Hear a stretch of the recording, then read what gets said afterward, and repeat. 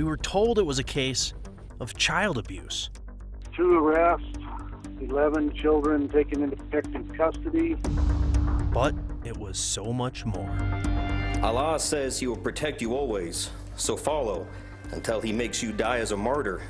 Allegations the Taos County Five were training their kids to be killers, and then the gruesome discovery at the end of that 100-foot tunnel. We did find remains of a young boy. What will justice look like in New Mexico's first federal terrorism trial? You got to start from the beginning. See, right now, you're trying to start in the middle. The Taos County Five trial is set to begin next week. There are no cameras allowed in the federal courthouse building behind me, but that is not the only reason we cannot show you everything that is set to happen. See, this case is as much about what we do know as it is about what we don't. To understand why, we're taking you back to August 2018. The landowners where the compound was built are speaking out. They say not enough was done or is being done to find that still missing 3-year-old out of Georgia. Our Ryan Laughlin has the exclusive. This is the compound where Taos County sheriffs say they rescued 11 kids from terrible conditions. We had no idea what we were walking into when we started covering the case 5 years ago. I don't know if that's human feces. The rightful owners of this 10-acre plot in Amalia walked us around the half-buried trailer, shooting range, and the escape tunnel in this compound. 3-year-old Abdul Ghani Wahaj was still missing, taken from his mother in Georgia. Unknown to us at this time, his body was still inside the tunnel while we were there. It took law enforcement another week to find him, covered in maggots and wrapped in a tarp. How has your lives changed in this last week? How do you live with knowing that a child died on your property? One that you saw.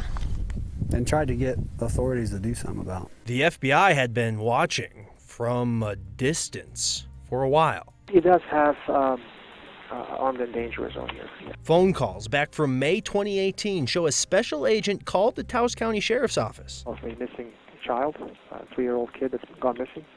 And we have a reason to believe that he is in Amalia, New Mexico. Almost 3 months after that phone call, It's over. the sheriff moved in. 6 firearms were seized and enough ammunition to fight a world war.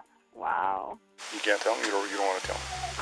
Today is the day of truth. Right. Yeah. But you're not giving me the truth. You said No, you said I'm not ready for it. You just got to be patient. We'll fingerprint you, submit your fingerprints to the FBI, and then we'll identify you that way.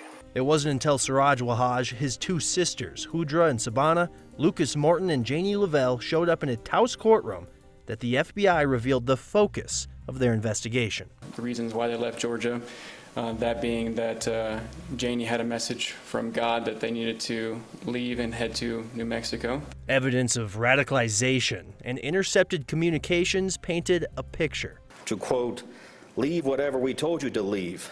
Take all your money out of the bank and bring your guns. Siraj had traveled back from Saudi Arabia, and the compound was littered with literature about building untraceable assault rifles, the combat and the psychology of killing humans, and black magic. Abdul Wahaj would, once the demons were expelled from his body through religious rituals, that he would become Jesus, and then once he became Jesus, he would instruct the others on what corrupt institutions to get rid of. Court documents claimed they were training their kids to carry out school shootings, but they were only facing state charges of child abuse, and a judge ruled under New Mexico law they should be let out of jail.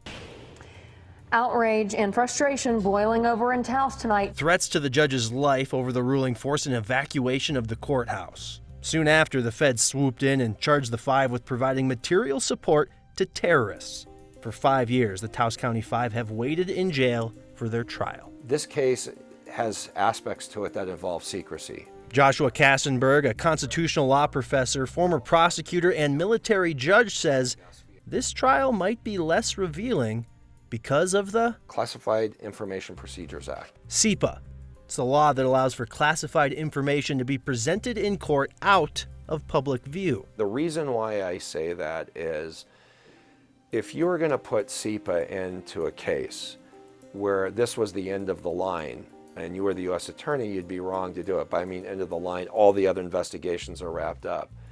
But what the government is likely hoping to protect are informant identities and ongoing investigations, not only in New Mexico and not only in the United States, but quite possibly all across the world. Siraj Wahaj filed paperwork that shows he intends to represent himself. His father is an imam who's been linked to radical Islam and may have had a connection to the 1993 World Trade Center bombing.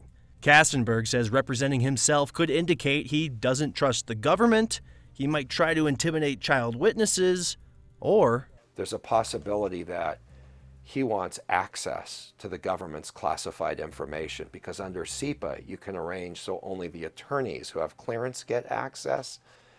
But if he's going pro se, he's going to make an argument that he personally is entitled to access to the government's top secret information. We are set for a trial like we've never seen.